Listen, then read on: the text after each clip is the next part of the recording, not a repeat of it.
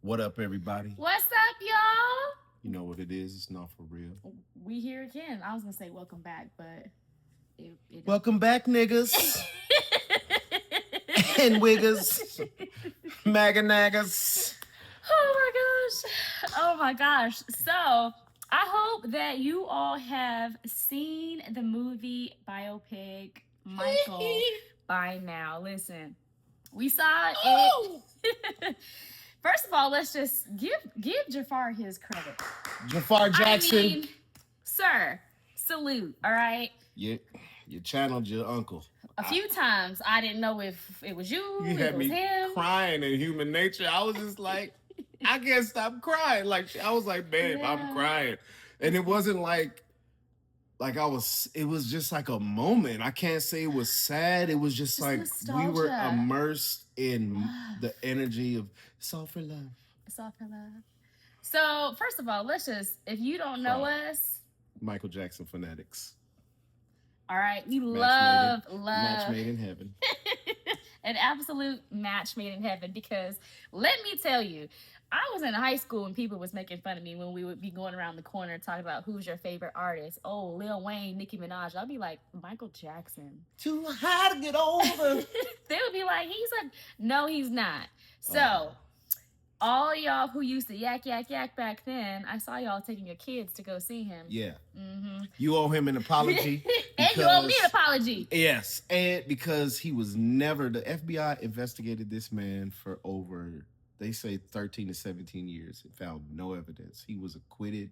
He only settled because of the lawyer fees that it would have taken to fight this case. I know a little bit about settling. Right, because you just don't want to be dealing with the devil. And you got, when you get into a lawsuit, you get into discovery, you get into all of these things, you have no privacy. Like they can request all kinds of documents, subpoena people, just settle. So I get that. It doesn't mean they're guilty, and it doesn't mean that I am. And shout out to just the Jackson legacy, you know, Katherine Jackson, most importantly. No, Joe, fuck you.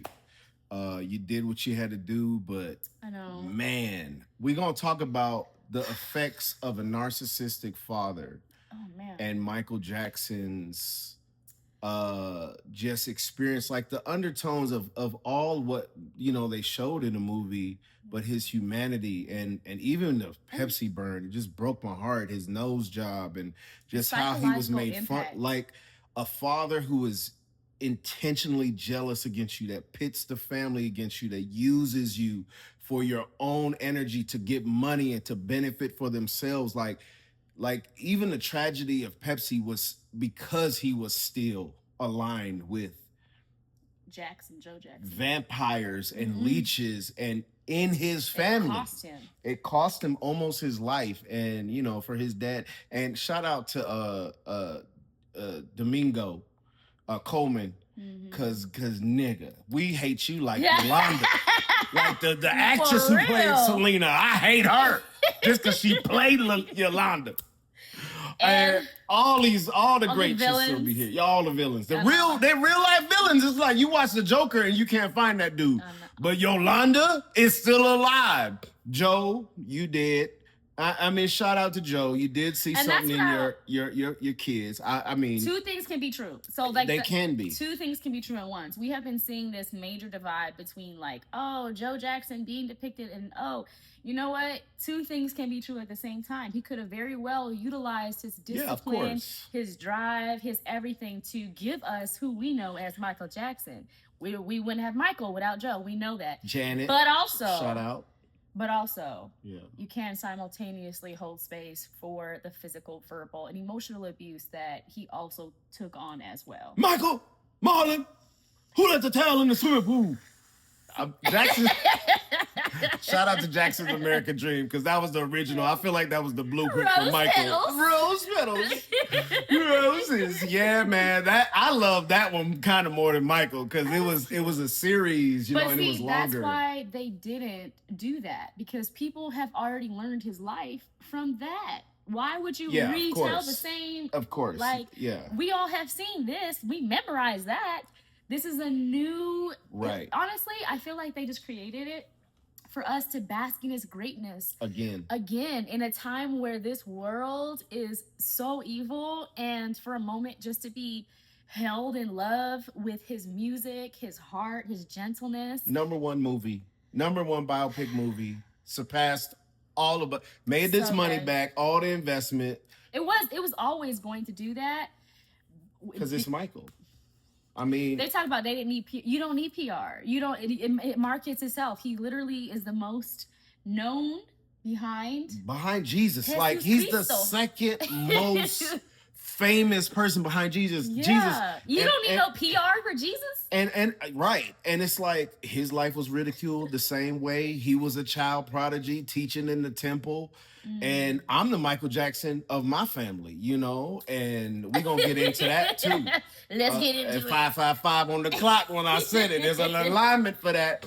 And, you know, it is, it really hurt me to see some of those scenes and see his humanity. Like that person who gave so much love and wanted to heal the world because he knew what he was lacking. He knew what he went through. And as a grown man, when you see the clips of him with Martin Bashir, that interview, and he talks about his dad beating him, and he's still thankful, and he said he has fully forgiven him completely, but that does not erase what happened to him, and that does not mean he has to stop talking about it.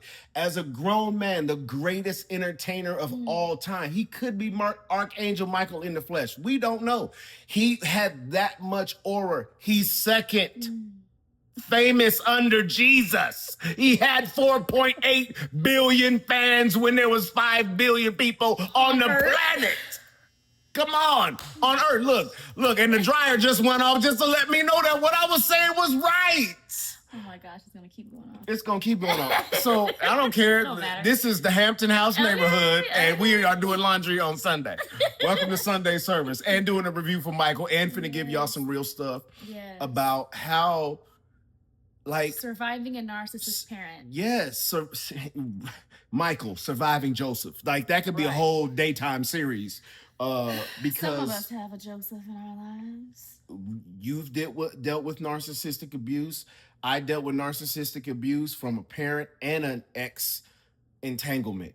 And so that does a number on you. And even personally, like I had to tell her just from the ex relationship that and childhood, like there are just sounds that I could hear that can send me back to a place like I was a prisoner of war, because I was, and I have that PTSD from experiencing that. So when Michael says, "Oh, I was so scared," seeing a almost 50-year-old man turn back into a little boy, message. See, and the thing is, no, babe, it'll turn out by itself. This is real. This is real time. You are in our house. Like, you see our new picture in the back. Look at us. We look fabulous. I know. Anyway, all her plants around. She has so many plants behind this couch. Anyway. It's a garden. Welcome to the Hampton House. Once we, if we get our production back, if we feel like doing anything extra, we'll do a real tour of the whole house and make it real nice and sexy. But for right now, we need some real stuff because we're in some real time. And the veil is thin, and Michael came back at the right time for us to listen, to hear, to see things that maybe we didn't see about Michael. We always knew his childhood was... Have you seen my childhood? Most autobiographical song. He said that. Y'all need to listen to that. But when he was like, I was so scared, and he used to regurgitate and vomit. He said that on the Oprah interview. And it's like, nobody wants to hear the pain of somebody great. It's just like, no, keep performing. Yeah, just keep dancing. Shut up and dribble. Keep saying he. Keep moonwalking. Keep spinning. Well, and I also was at that. Especially then, I don't think people understood the psychological impact of mental, verbal, emotional, physical abuse. Yeah. As we know, Joe Jackson comes from a different time. He continuously reiterates, like, everybody beats their children, blah, blah, blah, blah, blah. But it comes to a point when you get to a level of maturity where you can, like, for me, I'm going to be 37 this year. And, like, maybe a month ago... having the realization of that same fear inflicted on me from my mom. they come from a different era where the psychological piece is not factored into parenting, and it is a hard place to sit when someone you love, who is your caregiver, your provider, your parent, got a little bit of issues. Because I'm at this age where I'm like, I could never say or do the things that my mother had did to me in that level of extreme, because they're children, they're learning, they're developing. You know, there's just a certain level of understanding that you have with maturity and wisdom. There are literally things that children are incapable of doing physically. Right. Like, they are incapable. And if you don't know the development of a child, then you're going to expect them to do things that they are incapable of doing. Then you're frustrated. Then you're lashing out on them.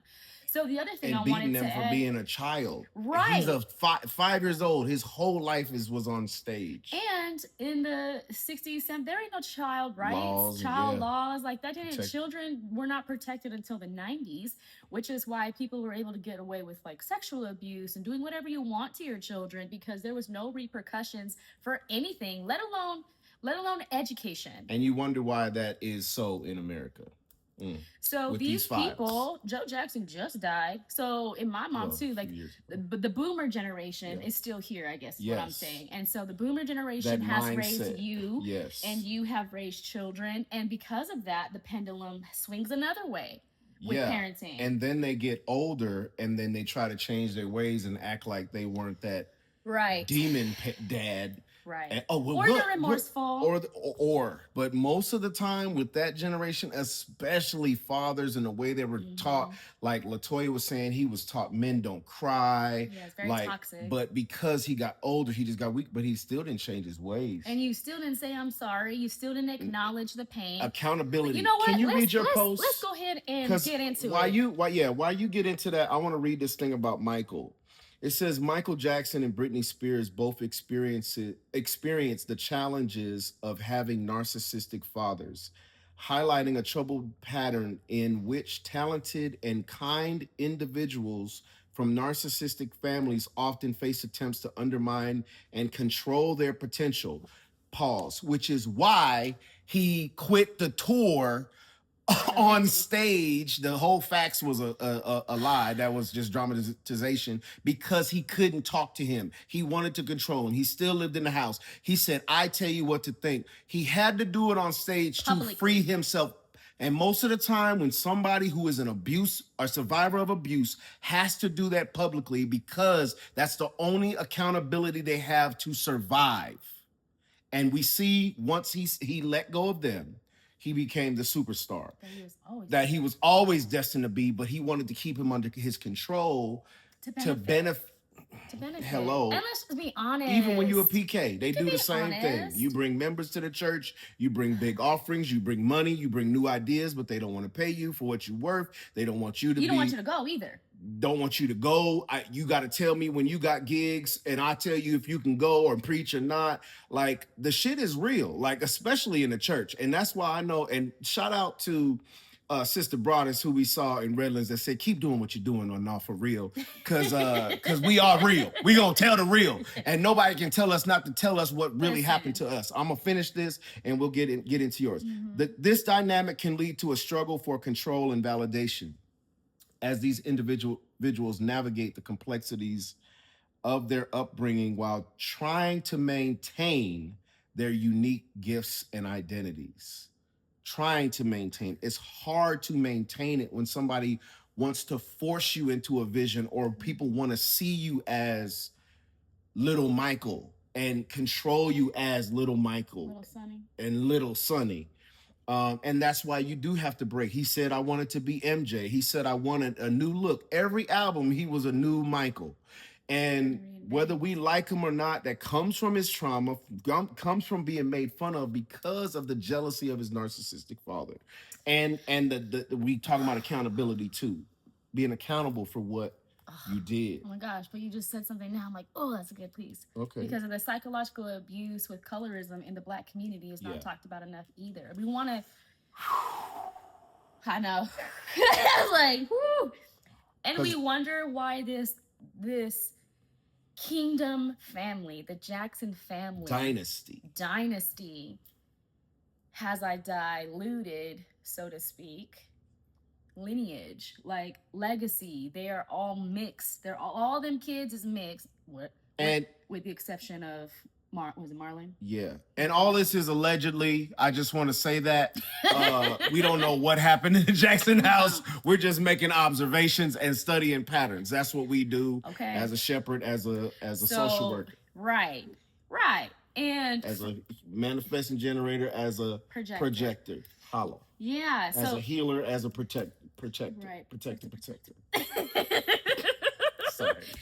Okay, if y'all don't know, we only say protector because of Rumi Carter. She was so over that tour. This I'll move be your right protector. Here. She was like, God, like, come on. protector. Like, give me my check. I did what you needed me to do. Rumi Carter. I want to watch Paw Patrol. Oh my God. Okay, so yes, we can probably get into another thing about colorism in the Black community, but keep that at the forefront, because I was also a child who was the only Black person in my family growing up, and colorism, prejudice, all of that, thank God I have thick skin, because if I didn't, I can understand how, my nose, my hair texture, all of those kinds of things that are different and unique to us, which I always thought I was cute, so I wasn't tripping, but you were.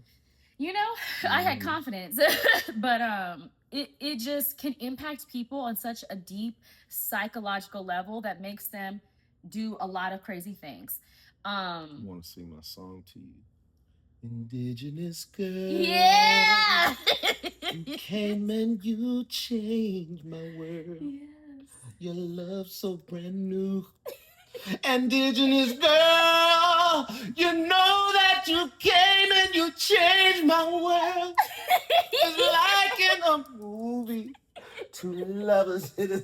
All right. Silly baby. It's silly. All right. Okay. But I'm going down the rabbit hole. I'm sorry. My Michael Jackson spectrum is on 10. 1 million. Okay. Sorry. So boom. Okay. We go to California. Okay. Oh, yeah. Okay. So we go to California. That's why we was laughing, because we was scoping before she get into this. Go ahead. It really is fucked up. Okay. Yeah, it really is fucked up. I'm just gonna say it. So, I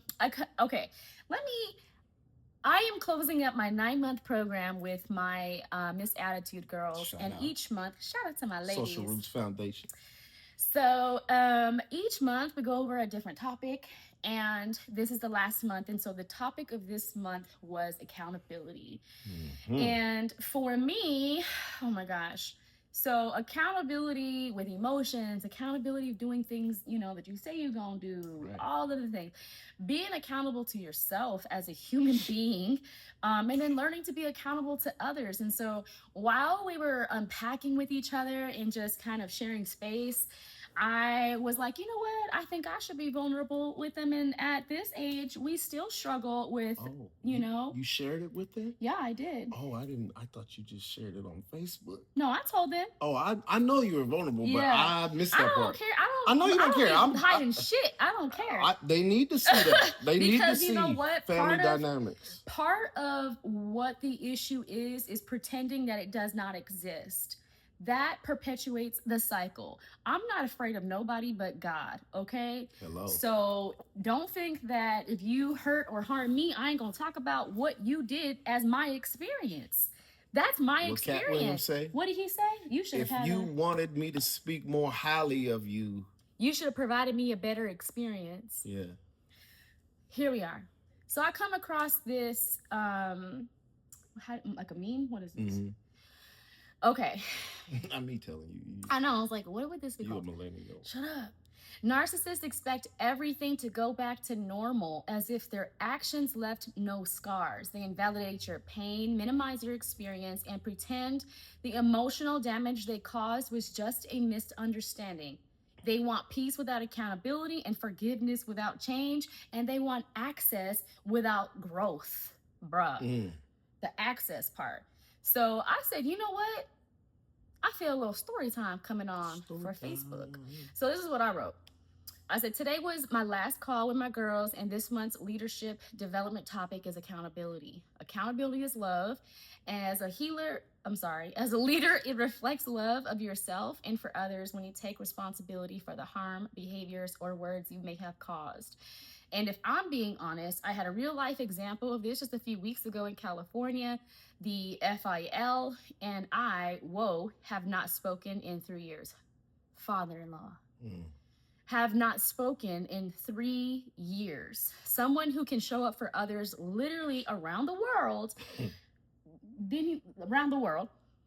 but had every excuse, including money, which is fucking odd, when it came to celebrating his own son for our wedding in Jamaica. It's giving hypocrisy. You celebrated? What? Oh, you went to his wedding. Oh, I did. Yeah. So he couldn't come to yours. Yes. Okay. Funeral. And yet we are unexpectedly cornered by him in front of others in a completely inappropriate setting and met with passive aggressive behavior. No acknowledgement, no ownership, just acting like everything was fine. Greeting like a catfish, we have not been talking, what? Years of distance, strife, and even violence at the hands of... Yeah. So imagine that, experiencing strife, distance, no accountability, and even violence. And then someone approaching you, just smiling ear to ear like we just saw. Not someone, three people, 4 people, acting like y'all been talking, acting like... I don't play that. They almost didn't destroy your life and tried to sacrifice and kill you and literally change the whole trajectory of your life. So that, which is why, as my wife, to protect her, and it was like, I also had to protect her from my toxic family and dysfunctional family, while everybody says, oh, they're broken people. I'm like, nah, they're demons. And you got to call people by the spirit, because narcissistic people are demons. I'll also add that... Or have demons. There is only so much grace that you can offer people. There's only so much understanding. I can only run your trauma as a little broken girl who needs her daddy to protect her and stick up and fight for her so many times in my head before I can give you grace. There are only so many... Grow up. We're 30-something years old, we're 60, we're 70 years old, and we're still not at a place to take accountability for our actions and how we hurt other people. Yeah. That is not cool. So for me... You say it. For me to be a witness and experience all of myself, I was like, yo, this is a mad psychological mind playing games that I don't subscribe to, and neither does he. You have to come to a place in your life where you realize, wow, my parent is not perfect. My parent has flaws. My parent is refusing to acknowledge the ways that they have harmed me, blah, blah, blah, blah, blah. My parent abused me. My parent, I'm still not, this is not mine, I'm just speaking in general, but my parent still terrifies me when I see them. Like Michael said, he regurgitates as a grown man. If someone does that, or if someone cuts off a parent or their entire family, you should ask them the right questions. Why? And go ahead. No, I was just gonna say and maybe you guys don't understand, and that's a beautiful place to be. Yeah. It's a beautiful place to be where you don't understand. I was a child who became physically ill. I have autoimmune disease conditions now that I suffer from because of the trauma that I suffered as a child. When you, again, the parenting style and the fear, when a parent puts the fear of God in you and not a place of safety or it's not even the fear of God. Well, I know. I know. Yeah. But when you are trembling and your nervous system cannot if you don't understand that That's great. When your family causes you to be afraid of them. I mean, not and your nervous terrified. System. Yeah. Terrified. Yeah. To the point where you have physical symptoms. Yeah, that. I used to have this kid who I used to take my case management, that every time we would drive by the reservation, he would become physically ill and throw up. Like, we couldn't even get him to see a visit with his parent because he would become physically ill every time we just rolled into the reservation. So people have to acknowledge the psychological impact that abuse has from a parent. Yep. And how long term it is, because you when we first met, we was getting to know each other, you would be like, I don't even mess with my family like that. And I'd be like, what? Like, how? And you were so confused. I was like, what? Like, how could you be like, you seem dope. Like, I don't get that. And then now I get it. But also to Redlands, and shout out to my Jedi master, Uncle Tony, Pop, and my real spiritual family. God, even after the homegoing service that we went to 2 weeks ago in Redlands, where we had this experience, God did show Ro, my real family, the Green family, and how much, even I had this shirt on. Those are my real in-laws.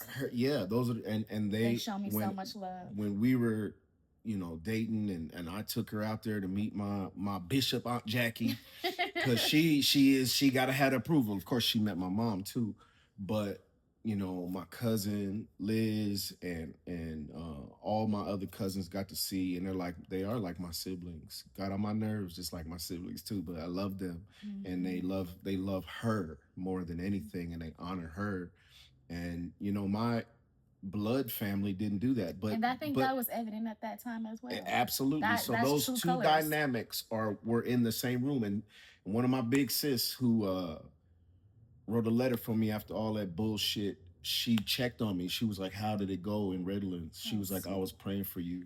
And I told her, she was like, that is terrifying that you had to go through that and hold those emotions of honoring your uncle who taught me how to preach, why I do ministry the way we do authentically, why I disciple the way we do is all because of Uncle Tony. In John 14, when I put his homegoing thing in my Bible, when we got back, it was in John 14, and we wore these shirts in Redlands. Shout out to the Village Second Baptist Church, formerly Second Baptist Church, but the Village SBC in Redlands, California. Just and if you're on our Not For Real, go see my tribute to him. Because that's what I needed when I needed a loving father, just like Michael had Bill. Yep. Uncle Tony was my Bill. Daddy. He protected me. And shout out, go download my song, Only Son, on Apple Music, Spotify, all music platforms, Only Son. Big Woe, Bigwo, all caps, one word. Go download it. Anyway, it's all of that is from this pouring into of my spiritual father. And I had many teachers, but he was my spiritual father. He's the only one that didn't get jealous of me. He's the one that reminded me how much God loved me and helped correct me in love, like wanted me to be the best. You know what I'm saying? Showed me how to be the best. Showed me how to be authentic. Yeah, he didn't shame you. He modeled for you what that looked like. Yep, he really did. He spent time with me because children spell love Time, and he spells love Time, and she's a direct recipient of the love that was poured into me by Uncle Tony. Yeah. And he is a man after God's own heart, and was married over 50 years, to my aunt. And that was who I looked up to in real life, of someone who didn't have a lot of money, who didn't have a big church, who didn't have all the fancy stuff, but he had the love of Christ. And that's so important for a father to do. His legacy was love. And Liz had to remind me, even in the midst of my dysfunctional family, like, don't focus on the dysfunction, the negativity, the hate, what they did, the hurt. We got to start operating in our healed and whole versions, stand up boldly and walk in authority and hold boundaries. And listen, I want to read this because thank you for saying that, because this was so good. It's this lady online, Muhi Diva. I really want us to eliminate the idea that just because someone is family, we are supposed to give them more grace and subject ourselves to their negative behavior, or I would add abuse. The notion that I'm expected to compromise my boundaries simply because we are related is absolutely insane. And then this comment under that said, uphold your boundaries no matter who no matter who.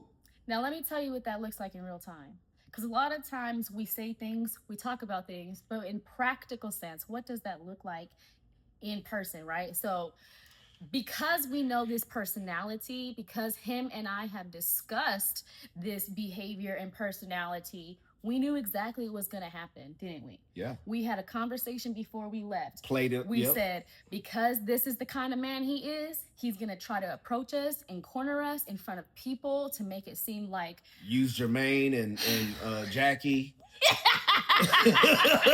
Jermaine and Tito. Oh, shit. Yeah. Guess which one's Jermaine? You already know. So... we had that conversation because we had to physically, mentally, emotionally, and spiritually prepare to see this family while simultaneously honoring and holding space for the Green family. Yeah.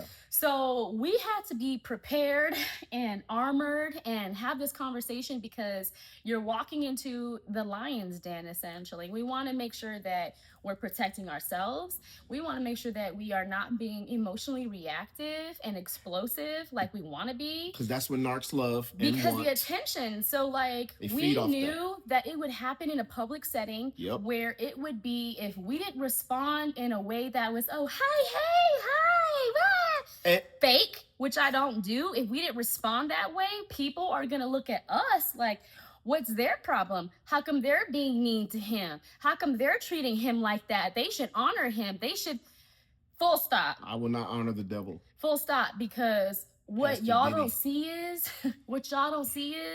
the things that transpired before that moment.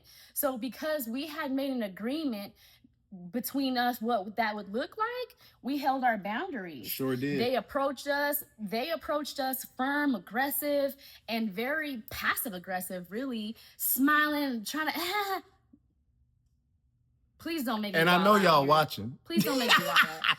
And I'm very proud of myself. I'm proud of you. Because I don't play that. I don't care if we're in a church. I don't care. But because I respect Aunt Jackie and respect this Green family dearly, I didn't wild out like I wanted to and say the things that were necessary and hold people accountable in that moment, because that's what needs to be happening. Come on. But because people don't do that and then just fold and be like, oh, it's all good, we can hug it out right now in front of everybody and make it seem like we cool. No, that is performative. I'm not an entertainer. I don't perform for people. I don't act for people. I don't put on for people. Michael Jackson did, and so did you. Yes, because narcissistic parents or families teach you how to perform. They're like, smile when you get to church. Make don't sure talk about perfect. You put your clothes on, match, smile. Don't say anything. Don't talk when you get and it confuses you, and you become an actor because you are being controlled and puppeted by someone older than you, and dare you question and get slapped or or been told that you're the problem child. But the scapegoat and the black sheep always is. But this is what accountability is. Accountability is the fruit of humility. People think that those who don't take accountability lack self-reflection, but the truth is they don't lack awareness. They lack humility. Yes. They lack courage. They know their errors, but they refuse to correct them. They have worldly sorrow and not godly sorrow, and act like, oh, I'm so hurt, I'm sick, I'm just, oh, this, that, and then you just put on. It's a show. Hoping that will draw you back in, rather than the push and pull, the emotional. They only cry when they need you, when they need your attention back. And we stand on this strong because we experienced it, and she experienced it, and it hasn't stopped happening. That's why Michael never was around his family. Only certain people. Like, I'm Michael Jackson, you Tito. Nah, don't be mad that you Tito. Just play your role, Tito. Come on.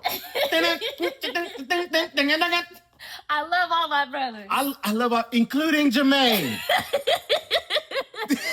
Michael was a savage. Including Jermaine. Anyway, they avoid blame to avoid their shame. It is not that they don't know what they are doing. They simply don't have a desire to stop doing it. This leaves others carrying weight that is never theirs to hold. Their internal avoidance leads to relational distance. They will deflect, defend, deny until reality becomes distorted. Over time, trust and safety erodes and emotional labor becomes one-sided. You start to doubt yourself while the unaccountable remain unchanged. That's why the most important attribute in a healthy partner is humility. This is from Erica Stanton. You should follow her. And then I'm going to end on how Jesus dealt with narcissists, because Jesus was always dealing with narcissists and people who wanted to abuse him. And we never stopped talking about his abusive story. He was whipped 39 times, nails. If that happened to you, I mean, come on, bro. Like we don't tell people, stop telling Jesus' story. Stop telling the gospel. We say what happened to him. People. By his stripes, we are healed. That's why you got to know who your spiritual family is. When we left Redlands, God let me know, and it was so much alignment while we were, so much divine alignment. Oh, so much. Uncle Tony it was just so beautiful. Love y'all. And yes, love to our Green family. And love so to my in-laws. Yes, for your in-loves. My in-loves. Because those who do the will of our Father, Yeshua said, are our family. I preached a message called "We Are Blood Related by His Blood." And so since we're talking about Jesus and it's Sunday, I can't do it like Marcus does it. But you're gonna talk about no, go ahead. No, I was gonna say jump in before I get started. Sorry, I hate when they do that. Come on and see me. Oh my God. I was gonna say, for some people, that re-engaging and having reconciliation and all of that may be appropriate for some people. Yeah. For other people, reconciliation is no longer appropriate. It continues to be harmful. So that's where we are. And you're not gonna publicly shame me, lie on me, talk about me, and privately try to do that shit and apologize. No, just like Paul said, you flogged us, you stripped us, you threw us in jail publicly. So you're gonna have to apologize publicly. And this is other lady I say, the people who try to do stuff, they will end up in jail. The same stuff that they wanted to do. Watch when God starts showing you these let me get to this. Do you mean people try to tear down your business, they tear down their own? Oh yeah, because a foolish woman tears down her own house with her own hands. That's what the word says. She can't blame nobody. Yeah. So let me read how Jesus handled covert narcissists, because that's the thing. Many of these pastors are narcissists. Right. And if you don't know what covert means, it means not obvious. Thank you. It's hidden. A hidden narcissist. Thank you. This is by Ben V. Bennett. He's great on narcissism in the church and how Jesus dealt with it. Covert narcissists hide in plain sight. They don't look abusive. They look righteous. They use humility as camouflage and spirituality as leverage. Jesus saw straight through it. The scripture says they will act religious, but they will reject the power that can make them godly. Stay away from people like that. Boundaries, stay away. The Bible was teaching boundaries. Because it cost us the moment a couple years ago trying to cost us. Oh. So now cost us so much. Too much. Cost us too much. You can't deal with devils and demons. You can't even talk to them. Jesus didn't argue with image management. Covert narcissists protect their reputation at all costs. Jesus didn't try to clarify misunderstandings. He named what was beneath the surface. Matthew 23:5. Everything they do is done for people to see. Damn. Next, he exposed. Welcome to Sunday service. Is there one you want to come down and we can pray for you? This is the real raw, non-cut Sunday service. Yeah, always, because it's not for real. Our show was cussing. I was too. And Jesus cussed. Okay, y'all don't want to. Y'all don't have that conversation. And all this other stuff. Y'all want. And he wasn't nice. Pretty cute Jesus. He made nice, a whip. Kind. It flipped over tables in the church. He was saying, "Y'all some liars. Y'all need to be held accountable." Exactly. Y'all from the synagogue of Satan. All y'all. He exposed motives, not just behavior. Covert narcissism isn't loud, it's strategic. Yeah, they calculate like that shit. A public place. I'm gonna go ahead and put my hand out like we're all good. So and everybody I'm gonna stand can watch. out and I'm gonna stand there and watch your hand be left there and somebody else have to shake it because you need to be embarrassed. And I'm gonna let you almost try to hug me, but I don't let demons touch me, fall to the ground. When Jesus said I am, Boundaries, the don't people touch. that tried to get him fell to the ground. Check the last podcast. Jesus confronted why they did good, not just what they did. You clean the outside of the cup and dish, but inside you are full of greed and self-indulgence. Yeah. Matthew 23. These are the sermons that get you killed. Jesus was not charmed by spiritual language. Bible verses didn't impress him. Public prayers didn't move him. Religious performance didn't fool him. And it's fooling a lot of y'all because y'all got religious psychosis, and that's another episode. Okay. Truth mattered more than tone. These people honor me with their lips, but their hearts are far from me. Matthew 15:8. The reason why people are so fooled because y'all are not looking for character and heart. You look at the religious facades and the titles and the suits and you just think, and the prayers that are rehearsed. Do you know Freemasons are taught how to fool y'all niggas and get offerings from y'all every Sunday? She asked me while we were taking a walk today. Every time the church opens up, they have an offering? Absolutely. It's a business. I said that they have a little teen night meet and greet. Yep, we need teen tithes from the parents. Yep, because we can't do this for free. We got to keep the lights on. Why don't we just go outside where God's lights are free? Right. And have service outside. Or like Jesus. Or in your house. Or in your house like the disciples. Y'all. Oh, Jesus. Okay. Y'all, it's the language, all of it. The religious psychosis. Study it. You probably got it. Hopefully you don't. Sweet. Be authentic. I'm telling you, you're not going to make it in this next world. He refused emotional manipulation. Covert narcissists rely on guilt, confusion, and subtle pressure to control. Jesus did not explain himself to people committed to misunderstanding him. He asked Jesus question after question, but Jesus refused to answer. Luke 23:9. You don't have to talk to demons. He exposed publicly. Silence would have protected their image. Jesus chose public exposure instead. Love doesn't enable hidden harm. Woe to you, you who appear righteous on the outside, but on the inside you are full of hypocrisy. Matthew 23:26. Here's the last thing, or second to last thing. Jesus did not try to win them over.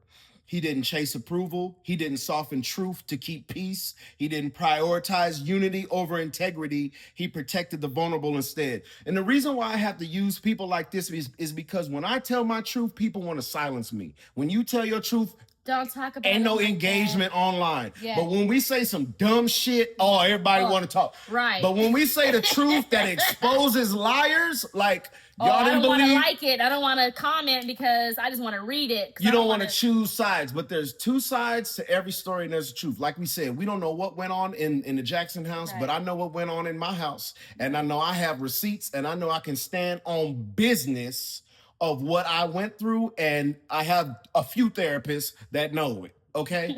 And I'll break HIPAA laws to reveal shit. I don't give a damn.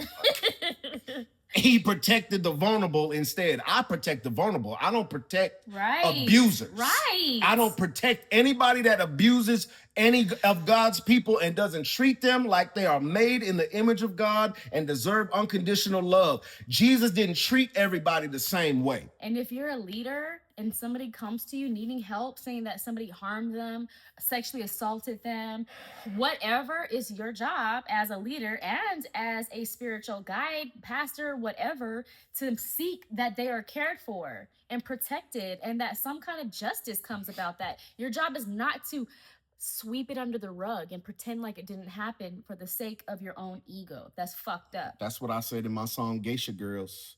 We can't sweep the stuff under the rug and act like it ain't there. That's sick. And take the mask off, church. It's time to come clean. People who do that, you're an accomplice. You deserve to be in jail with whoever that is. Yep. I'm a mandated reporter. I am ethically and legally bound to report something if I hear, see, witness, and if I don't, guess who is held accountable? Me. So pastors should be serving in the same capacity. Well, they should, but they have this insurance clause where they can cover up their abuse and get away with it and pay off all of their victims. It's another episode. I know some of y'all. Anyway, here's the last thing. We'll end on this. Jesus exposed to free the wounded. That's why I said I know some of y'all. To bring light where harm was hiding. NDAs. If you felt confused, guilty, or silenced by godly people, you are not crazy. All right. You are discerning, and you can be free, and you can be healed, and you can be whole from this, and you can tell your truth. Right. If Jesus didn't tolerate covert manipulation, you don't have to either. There's freedom for you. That's all the hands on that. And that's been Not For Real. Hopefully it has helped you. Free you. Surviving narcissistic parents is a real thing. It's okay for two things to be true at the same time. You can love them and honor them from a distance. You don't have to honor them up close. There's another black LMSW. I can't remember her name, but if you go to Not For Real on our Instagram, on our stories, you'll see some of the posts from her. I wish I could remember her name right now, but she's so good and lays this out in full detail. Oh, I know you're talking about. Yeah, and there's so many resources out there. So if you really do need some resources, I know we said a lot. We laugh because you gotta laugh. You gotta laugh through the pain, but you gotta forgive. You gotta release yourself from that burden and release them from their debt, and you move on with your life. And life is so much better without strife. Come on, say that with me. Life is better without strife. Come on now. And it doesn't erase it. It doesn't erase it. But it helps you move on in your life and not be stuck or in a place of, what do they call? Arrested development. Another episode. Come on. We got to wrap this up. It's been Not For Real. Bye. Bye.